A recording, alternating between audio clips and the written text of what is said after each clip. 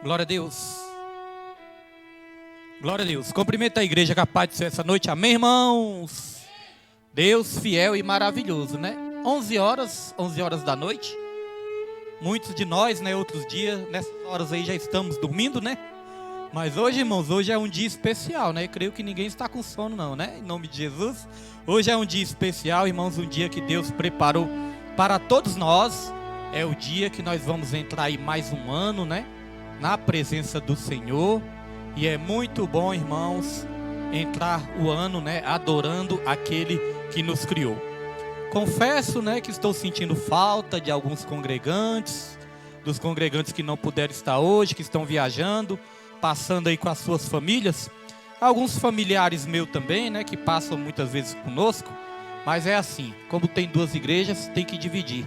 Um ano passa aqui, um ano passa na igreja do meu irmão. Mas, irmãos, uma bênção do Senhor, porque só de nós estarmos aqui hoje, isso significa que Deus, Ele nos protegeu durante todo esse ano. Ele não deixou o diabo ceifar a nossa vida, não é verdade? Então hoje nós vamos reconhecer tudo que Ele faz por nós. Quero convidar os irmãos para nós abrirmos no Salmo de número 90. Salmo 90 é o tema, né? O tema que Deus colocou nos nossos corações. É o tema da virada. Vamos trazer aqui uma breve mensagem, porque nós vamos estar aqui ministrando a Santa Ceia também. E vamos ter este momento de comunhão, momento a qual nós vamos estar aí ceando, né? Como igreja, ceando como corpo de Cristo Jesus.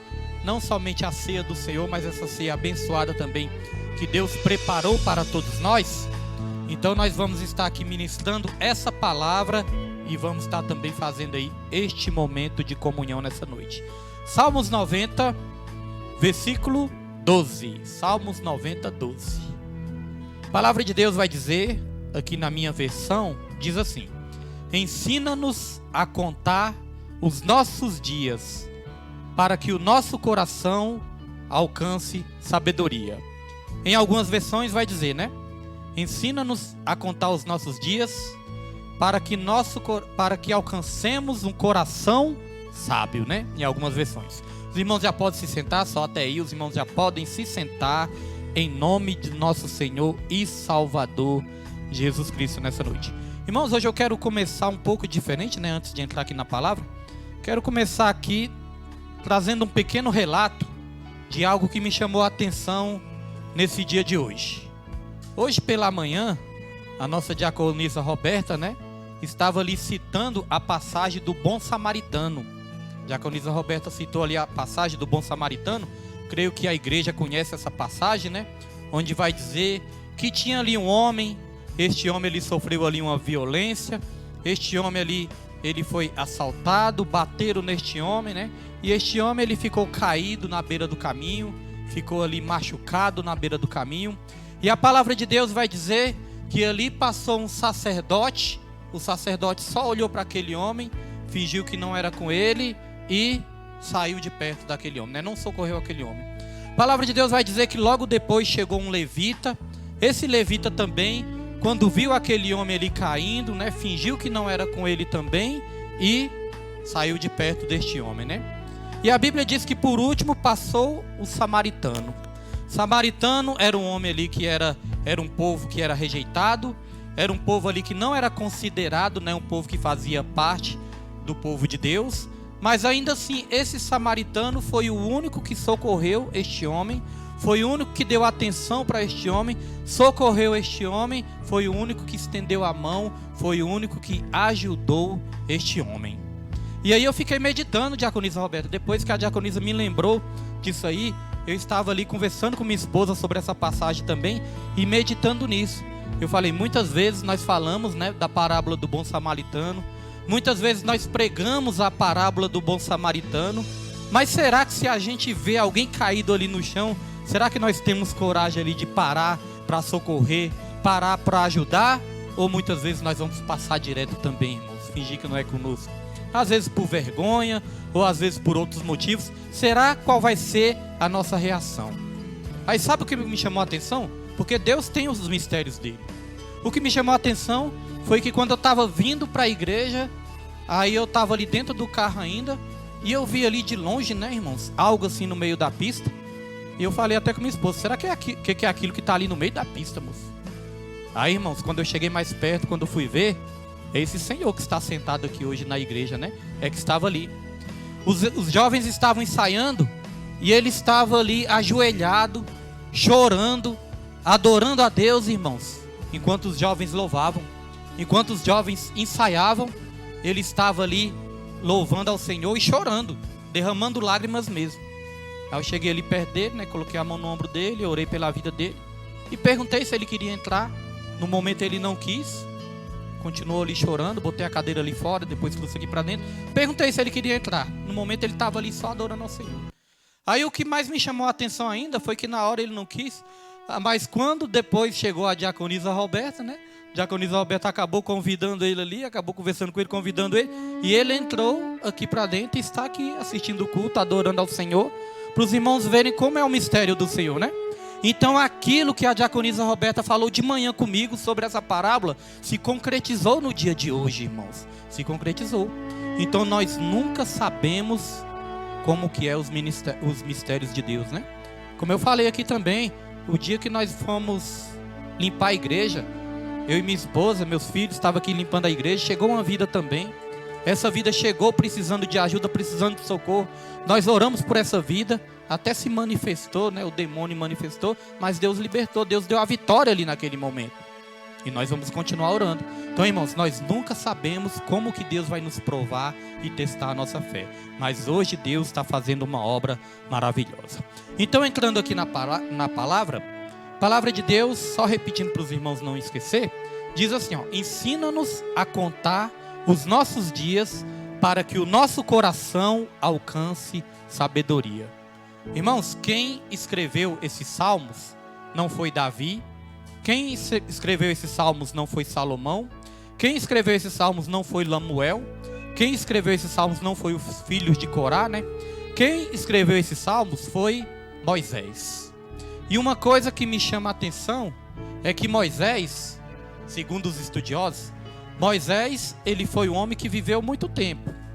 Não tanto tempo como Adão, como Eva, né? Como os primeiros seres humanos ali, mas ele viveu muito tempo, ele viveu 120 anos. Quem hoje em dia alcança nessa idade? A maioria das pessoas hoje em dia não alcança essa idade, mas ele viveu 120 anos. E nós podemos dividir a vida de Moisés em 3 etapas de 40 anos. A primeira etapa de 40 anos, Moisés ele viveu no palácio. A segunda etapa dos 40 anos de Moisés, ele viveu no deserto. E os últimos 40 anos de Moisés, ele foi usado por Deus para guiar o povo até a terra prometida. Ou seja, nos primeiros anos de vida de Moisés, nos primeiros 40 anos, Moisés achava que era alguém. Estava ali no palácio, tinha tudo do bom e do melhor, tinha servos para servir ele ali. Ele achava que era um alguém. Mas quando ele se viu no deserto, na segunda fase da sua vida, aí ele começou a se achar um ninguém. Porque quando Deus chamou ele para fazer uma grande obra, ele falou: mas eu, Senhor, quem sou eu para libertar esse povo? Quem sou eu para fazer essa grande obra? Eu sou pesado de línguas, não sou capacitado para isso. Então ele se achou um ninguém. Mas na última fase da vida dele, aí ele pôde contemplar, aí ele pôde ver o que Deus pode fazer na vida de um ninguém que se deixa ser usado por Deus. Então nunca pense, irmãos, que por muitas vezes você não tem muitas vezes ali capacidade para certas coisas, que você não é capaz para fazer a obra do Senhor. A Bíblia fala que Deus, ele dá o talento a cada um segundo a sua capacidade. Muitas vezes a pessoa pensa: pastor, mas eu não sei louvar, pastor, mas eu não sei pregar, pastor, como que Deus vai me usar? Irmãos, Deus, ele usa cada um de uma maneira. A obra que Deus fez na vida de Moisés foi uma obra extraordinária, né? Grandiosa. Moisés, ele foi ali usado para liderar o povo. E segundo os estudiosos, irmãos, aquele povo ali, se for somar homens, mulheres e crianças, somavam quase 2 milhões de pessoas. Já pensou você liderar 2 milhões de pessoas, irmãos? Está repreendido em nome de Jesus. Já pensou, irmãos? você ser usado por Deus para liderar 2 milhões de pessoas? Então, irmãos, cada um vai ser usado da maneira que Deus quer. Talvez você não vai ser usado para liderar tantas pessoas assim, mas pode ter certeza que você vai ser usado por Deus para liderar a sua família, para ter liderança na sua casa, para ter liderança na sua família. Noé também foi um homem muito usado por Deus, mas Noé, ele pregou para muitos, mas os únicos que quiseram dar ouvidos foi a família dele. Então não importa o tamanho da obra, o que importa é que Deus, ele vai nos usar para o propósito dele. Agora, o que me chama a atenção também em Moisés é que Moisés, mesmo vivendo tanto tempo, mesmo tendo tantas experiências, mesmo vivendo tantas situações, Moisés ainda estava pedindo o quê? Sabedoria para Deus. Mesmo tendo tantas experiências na vida, ele ainda estava pedindo sabedoria para Deus. Isso nos ensina, irmãos, que nós vamos passar o resto da nossa vida buscando essa sabedoria, pedindo sabedoria para Deus. Nós nunca podemos achar que já sabemos demais, nós nunca podemos pensar que nós já sabemos de tudo. Não, sempre nós temos que buscar essa sabedoria que vem do alto. Quando Moisés, ele escreveu esses salmos, ele tinha mais ou menos 80 anos de idade e ainda estava buscando sabedoria. Hoje é o último dia deste ano de 2024. Foi um ano desafiador. Foi um ano que nós enfrentamos lutas, foi um ano que nós obtivemos vitórias, mas foi um ano também que nós obtivemos perdas e até derrotas, irmãos. Mas a sabedoria que Deus nos deu através de cada situação vai ser essa sabedoria que vai nos capacitar para nós termos um ano novo melhor. A Bíblia fala que a sabedoria, ela é mais valiosa do que o ouro, ela é mais valiosa do que a prata. E todas as vezes que nós chegamos no final do ano, nós temos que nos analisar, nós temos que nos examinar. O que nós mais buscamos este ano de 2024, irmãos? O que foi prioridade nas nossas vidas? Foi buscar a sabedoria do alto? Foi buscar a sabedoria de Deus? Ou foi buscar as coisas terrenas? Ou foi buscar as coisas passageiras? Eu quero dizer que as coisas terrenas e as coisas passageiras nós precisamos, mas as coisas terrenas e as coisas passageiras não vai nos livrar, irmãos, da adversidade que nós podemos enfrentar no próximo ano. Mas a sabedoria, ela pode nos livrar de toda e qualquer adversidade. Não significa que nós não vamos ter problemas, nós vamos ter. Mas a sabedoria nos ensina a superar todos os problemas e sairmos vencedores de todos eles. Quantas pessoas, irmãos, nesse ano não desistiram da caminhada? Quantas pessoas não desistiram de buscar a Deus? Quantas pessoas não desistiram da igreja? Quantas pessoas não desistiram de buscar a verdadeira sabedoria que vem de Deus? E muitos pararam no meio da caminhada por dar ouvidos ao ímpio, porque a Bíblia fala que nós não podemos dar ouvidos ao ímpio, seguir os conselhos dos ímpios. Quantos não pararam por causa disso? Ouviram pessoas erradas, ouviram ensinos errados, até mesmo dentro da igreja. Talvez ouviu um falso profeta, talvez ouviu um falso mestre, talvez correu só atrás de profecia, atrás de revelação, depois não conseguiu o que queria, se frustrou e desistiu de buscar a Deus. Mas eu quero dizer, aqueles que não desistiram de buscar a palavra do Senhor, irmãos, estão firmes e fortes até no dia de hoje. Porque como foi dito aqui no começo do culto, nós temos que estar firmados na rocha. Nós temos que estar firmados na palavra, porque quando vir um dia mau, nós vamos permanecer de pé. Durante todo este ano, este ministério, graças a Deus, teve pregações abençoadas. O estudo bíblico foi durante todo o ano, irmãos. Nós demos o estudo bíblico ali. Então todos que quiserem buscar sabedoria, irmãos, neste ministério, vão poder encontrar. Não sabedoria do pastor, não sabedoria da pastora, não sabedoria dos irmãos, mas a sabedoria do nosso Pai Celestial, a sabedoria que vem do alto. E aqui diz: Senhor, ensina-me a contar os meus dias, para que eu encontre sabedoria, para que eu encontre um coração sábio. Se a gente puder simplificar essa passagem, nós podemos dizer que essa passagem ela quer dizer o seguinte: Senhor, me ensine a viver de uma maneira sábia. Mas o que é viver de uma maneira sábia? O que é ter um coração sábio, irmãos? Porque este versículo é uma oração. Esse versículo é uma oração. E a oração, qual é o pedido dessa oração? É a sabedoria, é viver de uma maneira sábia. E se a gente fosse perguntar, pastor, mas o que é um coração sábio? Eu enumerei aqui, irmãos, algumas evidências, algumas características de um coração sábio. E eu quero trazer aqui algumas características de um coração sábio. Em primeiro lugar, um coração sábio é um coração que aprende. Irmãos, um coração sábio é o coração que aprende. Porque infelizmente, irmãos, nem todos aprendem. Nem todos querem aprender. Os irmãos que fazem parte do estudo bíblico e das pregações aqui no ministério também, né? Já ouviram esse ensinamento, mas nós vamos só relembrar. Irmãos, existe a diferença do sábio, do inteligente e do tolo.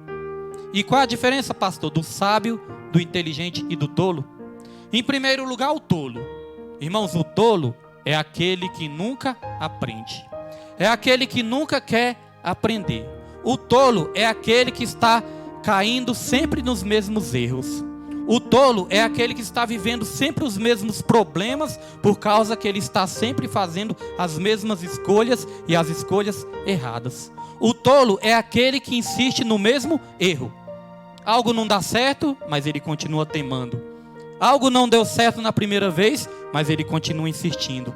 Algo que Deus não tem para a vida dele, mas ele continua ali teimando com Deus e querendo aquela coisa que Deus não tem para a vida dele. Aquele é o tolo. O tolo é aquele que já até aprendeu o que é certo, irmãos, ouviu falar do que é certo, mas não quer praticar o certo. Esse é o tolo. Então o tolo, ele vai andar num ciclo vicioso, vai estar caindo sempre nos mesmos erros. Este é o tolo. Mas aí existe o inteligente também. E o inteligente, qual a característica do inteligente? O inteligente, irmãos, ele aprende com os próprios erros.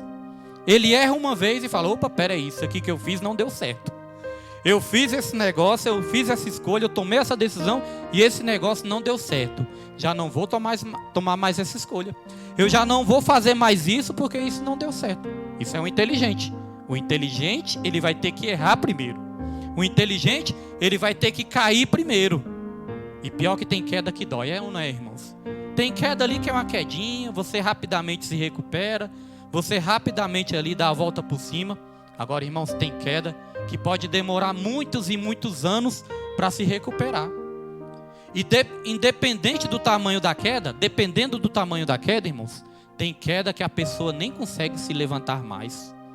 Quantas vezes a gente vai fazer o evangelismo e as pessoas começam a dar testemunho, olha, já fui da igreja, já fui obreiro, já fui evangelista, já fui pastor, até queria voltar, até queria largar os vícios e não consigo mais. Irmãos, nós temos que ter cuidado com esse negócio de queda. Porque tem queda que a pessoa não consegue voltar mais. Lá em Hebreus também vai dizer isso, né? O homem que é repreendido, o homem que cai várias vezes, que recai várias vezes, é impossível renovar este homem para o arrependimento. Lá em Provérbios também vai dizer, o homem que é repreendido várias vezes, mas endurece o seu coração, será destruído de uma vez sem que haja cura. Então tem queda que pode nem ter volta mais. Mas o inteligente, ele aprende com os erros. Agora o sábio, irmãos, o inteligente aprende com os próprios erros. Mas o sábio é diferente. O sábio é mais profundo. O sábio, ele aprende com o erro dos outros. Quando ele vê alguém errando, quando ele vê alguém caindo por causa de um erro, ele vai observar aquilo. O sábio, ele é observador. O sábio, ele observa. Quando ele vê que algo ali não deu certo, ele pensa, opa, não vou por este caminho. Opa, não vou imitar essa conduta. Não vou imitar a conduta dos maus, porque aquilo não deu certo. Se aquilo não deu certo para aquela vida, não vai dar certo para a minha vida também. O sábio, ele está sempre observando. E quando ele vê muitas vezes as pessoas indo para o caminho errado, indo para o caminho da morte, indo para o caminho da destruição, ele desvia desse caminho. Nem todos são assim. Tem pessoas que vão de encontro ao mal. Tem pessoas que vão de encontro ao erro. Tem pessoas que vão de encontro ao caminho da morte. Eu digo isso porque eu já passei por essa fase, irmãos. Eu, quando eu estava no mundão, eu só queria imitar coisa errada. Eu só queria imitar coisa feia. Eu vi os meus amigos, meus colegas fazendo coisa feia, eu pensava, eu quero fazer também. Se eles estão fazendo, eu quero fazer também, irmãos. Porque no mundo eu era o quê? Eu era tolo. Não queria aprender. Minha mãe me dava conselho, não queria ouvir o conselho. Minha família me aconselhava também, não queria ouvir os conselhos. Porque, irmãos, quem foi o homem mais sábio da Bíblia? Abaixo de Jesus, né? O homem mais sábio da Bíblia foi Salomão, né? E Salomão, irmãos, tem uma característica interessante. Que Salomão, ele deu muita importância a quê? Aos conselhos. Se você for olhar o livro de Provérbios, o livro de Provérbios é um livro de conselhos. Tem vários versículos ali em Provérbios que fala: meu filho, ouça esse conselho. Ouça esse conselho. Na multidão de conselhos se encontra o quê? A sabedoria. Então veja só, o homem mais sábio dessa terra, ele deu importância a quê? Aos conselhos. Então o homem sábio, ele dá importância aos conselhos também. No mundo tem um ditado que diz assim: se conselho fosse bom não se dava, vendia. Mas, irmãos, isso não é bíblico, porque a Bíblia fala que o conselho, ele pode salvar uma vida, o conselho, ele pode salvar uma família, o conselho, ele pode salvar um casamento, o conselho, ele pode salvar um ministério, o conselho, ele pode salvar, irmãos, toda a sua vida, seja ela financeira, seja ela emocional, espiritual, sentimental. Um conselho pode mudar a nossa história.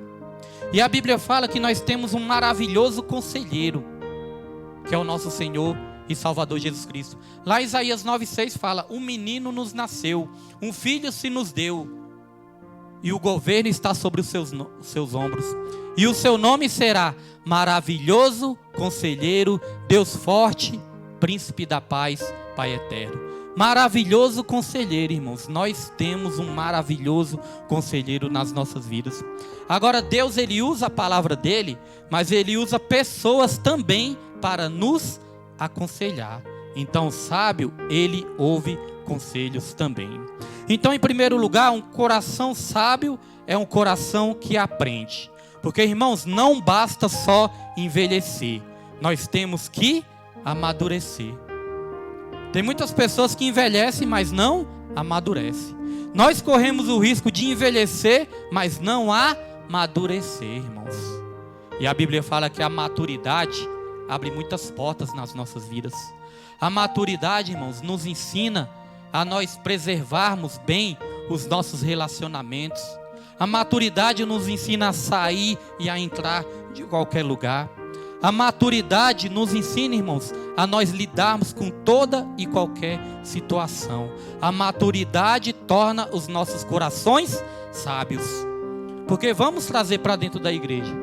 Na igreja, se nós formos meninos, a primeira situação que tiver na igreja, se nós formos crianças, meninos ainda, o que é que nós vamos fazer? Já vamos ficar emburrados, já vamos endurecer o nosso coração e vamos sair da igreja. Com isso nós perdemos a bênção. Porque tudo o que acontece é permissão de Deus para nos amadurecer. Então, irmãos, nós temos que suportar todas as coisas. Nós temos, irmãos, que aceitar tudo o que Deus permite nas nossas vidas para nos dar maturidade. Porque a maturidade vai nos dar um coração sábio. As pessoas mais abençoadas, as pessoas mais bem-sucedidas são pessoas sábias, irmãos. E eu estou falando em todas as áreas. Não estou falando da sabedoria terrena, que a Bíblia fala que é animal e demoníaca. Nós estamos falando da sabedoria do alto, que é pacífica, que é humilde, que traz bênçãos para as nossas vidas. Em primeiro lugar, um coração sábio é um coração que aprende. Em segundo lugar, irmãos, um coração sábio é um coração que se arrepende. Irmãos, nós conhecemos a palavra. Todos nós que frequentamos igreja, que estudamos a palavra, que ouvimos pregações, que lemos a Bíblia, nós conhecemos a palavra. Então a gente sabe o que convém e o que não convém. A gente sabe o que nós devemos e o que nós não devemos fazer. Nós sabemos aquilo que agrada ao Espírito Santo e aquilo que desagrada ao Espírito Santo. Então o coração sábio É o coração que, quando identifica o erro, quando identifica o pecado, se arrepende. Esse é o coração sábio. O coração tolo nunca se arrepende. Continua com as mesmas práticas sempre. Mesmo que sofra consequências ruins, continua com as mesmas práticas. Aqui na terra ainda nós temos oportunidade. Mas quando Jesus Cristo voltar, irmãos, como que vai ser? Então o coração sábio é um coração que aprende e é um coração que se arrepende. Porque não adianta aprender e não se arrepender. Nós temos que aprender o que é certo, o que é errado, se arrepender e colocarmos em prática tudo aquilo que é da vontade de Deus. Provérbios 28, versículo 13, diz o seguinte: aqueles que encobrem suas transgressões nunca prosperará. Se eu perguntar aqui quem quer prosperar, todo mundo vai responder que sim, né? Mas a Bíblia fala: aqueles que encobrem suas transgressões nunca prosperará, mas aqueles que as confessa e deixa, alcançará misericórdia. Um coração sábio é um coração que se arrepende, e um coração que se arrepende é um coração abençoado. Em terceiro lugar, irmãos, um coração sábio é aquele coração que trilha pelos caminhos dos ensinos de Cristo. Nossa vida é feita de escolhas. Nós podemos escolher trilhar todo tipo de caminho, mas o tolo sempre trilha para o caminho de morte. A Bíblia fala: há caminhos que parecem retos aos olhos do homem, mas no final são caminhos de morte. Então, aos nossos olhos, muitas vezes nós podemos pensar: esse caminho que eu estou trilhando não vai dar nada não. Esse caminho não tem nada a ver. Esse caminho não dá nada. Pois a Bíblia fala que dá. A Bíblia fala que se nós trilharmos o caminho errado, nós vamos trilhar o caminho de morte, irmãos. Então, trilhar os ensinamentos, trilhar o caminho dos ensinamentos de Jesus, é isso que vai abençoar as nossas vidas. Irmãos, eu quero dar aqui rapidamente um testemunho rapidinho, só para os irmãos entenderem. Eu não falo isso para me exaltar, não falo isso para minha glória, porque, irmãos, nós sabemos que toda glória é de Deus. Até para dar um testemunho nós temos que ter cuidado, né? Porque toda glória é do Senhor. Irmãos, tem 11 anos que eu entreguei minha vida para Jesus. Tem 11 anos que eu comecei a me esforçar para trilhar o caminho certo. Sou cheio de defeitos. Irmãos, sou cheio de erros. Sou cheio de defeitos. Tem muitas coisas ainda que eu tenho que amadurecer. Tem muitas coisas ainda que eu tenho que mudar. Tem muitas coisas ainda que eu tenho que abandonar. Tem muitas coisas ainda que eu tenho que ser aperfeiçoado por Deus. Mas o testemunho que eu tenho é que tem 11 anos que eu comecei a me esforçar para trilhar o caminho certo. Porque, irmãos, aquele que faz a vontade de Deus não é aquele que é perfeito, não. Aquele que faz a vontade de Deus é aquele que tem vontade de agradar ao Senhor, mesmo que não consiga, porque nós somos falhos. Então tem 11 anos que eu e minha família começamos a trilhar este caminho, se esforçar para trilhar. E eu vou dizer, irmãos, o que minha vida já foi abençoada de 11 anos para cá, eu nunca imaginava que minha vida ia ser tão abençoada há 11 anos atrás. Não imaginava, irmãos. Isso que eu estou te falando é de todo o coração, com toda a verdade da minha vida, irmãos. Não imaginava. Não imaginava que Deus ia estruturar tanto a nossa família como estruturou. Que Deus ia colocar tanto amor assim na nossa família como vem colocando. Tanta união na nossa família como vem colocando. Não imaginava que Deus ia abençoar tanto a minha vida emocional, a minha vida espiritual e até a minha vida material também. Eu não imaginava, irmãos. Não imaginava que ia morar no lugar abençoado onde a gente queria morar. Não imaginava que ia ter um carro para fazer a obra de Deus e Deus deu, foi logo, foi 2. Não imaginava essas coisas, irmãos. Nunca imaginava. Mas Deus fez tudo isso. Porque há 11 anos atrás eu estava na sarjeta, nas bebidas. Não imaginava. E uma das coisas que mais abençoou a minha vida, eu quero que os irmãos entrem este ano, irmãos, com isso na mente. Guarda isso na sua mente. Uma das coisas que mais abençoou a minha vida, sabe o que foi? Eu me esforçar, eu me dedicar a fazer a obra do Senhor. Porque, como eu falei, cheio de defeitos, cheio de erros, mas, irmãos, a gente se esforça para fazer a obra do Senhor. A gente se dedica para fazer a obra do Senhor e muitas vezes nós enfrentamos muitas situações tristes. Mas, irmãos, depois vem a recompensa. Quando a gente não desiste, vem a recompensa. Mesmo quando a gente faz a obra, que acontece alguma coisa ruim, mas quando a gente não desiste, depois a gente vem a ver a colheita, irmãos. Foi louvado aqui. A nova estação chegou. É tempo de colher o que plantou, irmãos. Então nós plantamos muitas coisas no ano de 2024. Plantamos coisas boas, mas plantamos coisas ruins também. As colheitas boas, com certeza, é porque você plantou o bem. As colheitas ruins pode ser por causa de decisões erradas, escolhas erradas, irmãos.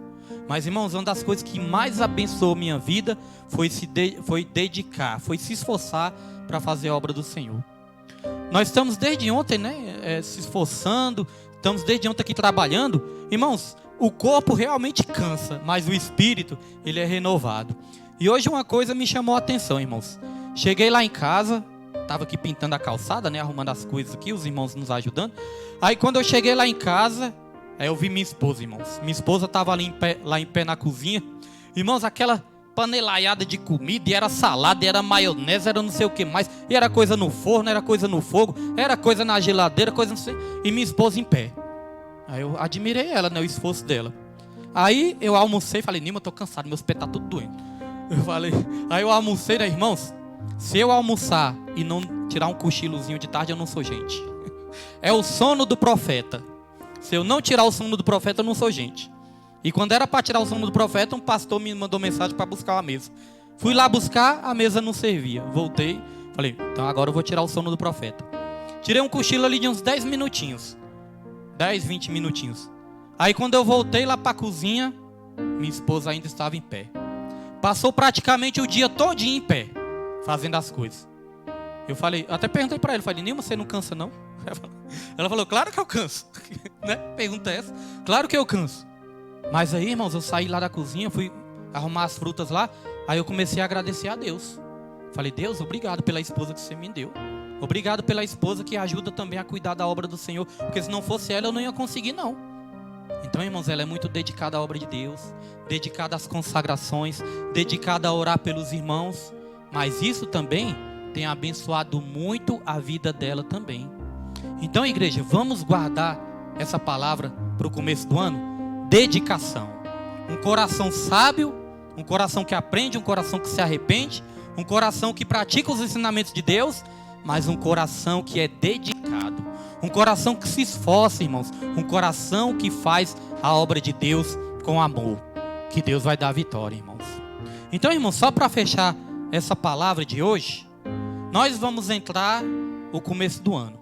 Hoje nós já tomamos a decisão mais sábia que nós podíamos tomar. Teve muitos que preferiram ir para a festa, né? E ver os fogos por aí. Outros estão em outras igrejas também com os familiares. É bênção, né? Tem pessoas que foi ver a família, está na igreja também, é bênção do Senhor. Mas teve outros que já preferiu uma festinha, alguma coisa interessante, né? Irmãos, para este mundo, para os padrões deste mundo. Mas hoje, pode ter certeza, você já tomou a decisão mais sábia que você podia tomar nessa noite. Como eu falei, estou sentindo falta de alguns irmãos aqui, queria que tivesse todo mundo junto. Alguns familiares meus, mas hoje já foi uma bênção de Deus. Quando eu vi o irmão antes também entrando na porta ali, eu falei, meu Deus, que bênção. Já vai receber a vitória para ele e para a família também, porque a esposa está trabalhando, né? Mas já vai receber a vitória. Os irmãos que estão congregando neste ministério, irmãos, vamos entrar no novo ano. A nova estação chegou. E que Deus nos dê um coração sábio, que Deus nos dê um coração obediente, que eu creio que toda sorte de bênçãos Deus tem para a minha vida e tem para a vida da igreja também neste ano de 2025.